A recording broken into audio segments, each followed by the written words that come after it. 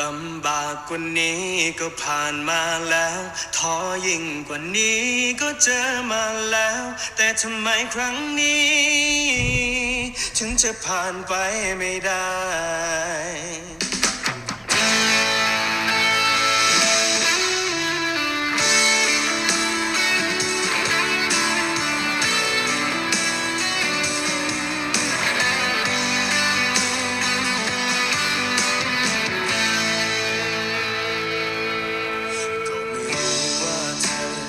เจออะไรมาเป็นกำลังใจให้นะให้เธอสู้ต่อหากว่าลงขอเพียงแค่เธออย่าท้อเหนื่อยก็พักรอเช้าวันใหม่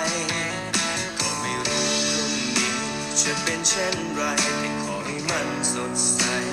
และสวยงามจะเป็นกำลังใจให้ในทุกเส้นทางจะเคียงข้างไม่ทอดทิ้งฉันเข้าใจในความรู้สึกเธอฉันจะเคียงข้างเธอตลอดไปเมื่อพายุฝนผ่านไปฟ้าย่อมสดใสและสวยงามเสมอ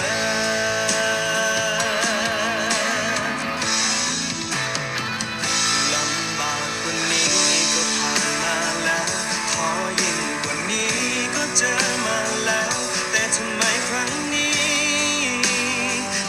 ผ่านไปไม่ได้แค่เพียงอย่าท้อขออย่ายอมแพ้ลมอาจได้แพ้แต่ยอมแพ้ไม่ได้อะไรเหนื่อยก็พักรอเช้าของวันใหม่ไม่เป็นไรเริ่มไปเสมอ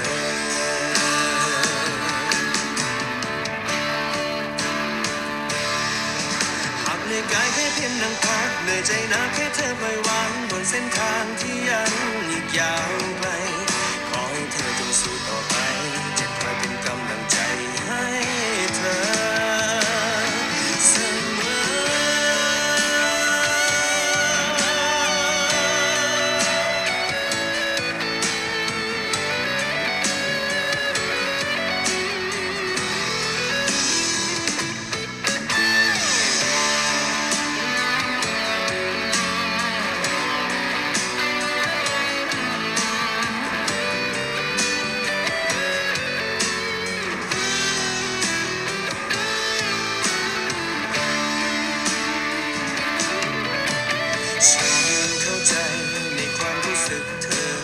ฉันจะเคียงข้างเธอตลอดไปเมื่อพายุฝนผ่านไปฟ้าย่อมสดใสและสวยงามเสมอ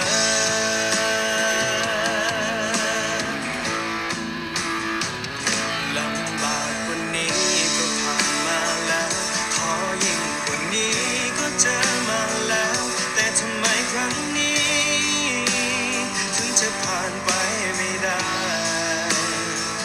แค่เพียงอย่าท้อขออย่ายอมแพ้ลมอาจได้แพ้แต่ยอมแพ้ไม่ได้อะไรเหนื่อยก็พักรอเช้า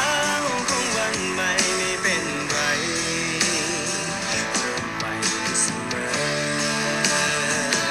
ลำบากกว่านี้ก็ผ่านมาแล้วท้อยิ่งกว่านี้ก็เจอมาแล้วแต่ทำไมครั้งนี้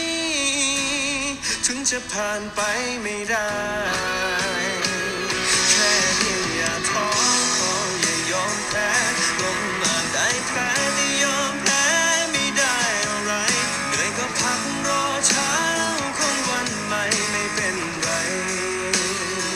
เริ่มใหม่ได้เสมอเหนื่อยก็พักรอเช้าของวันใหม่จงสู้ต่อไปชีวิตเริ่มใหม่ได้เสมอ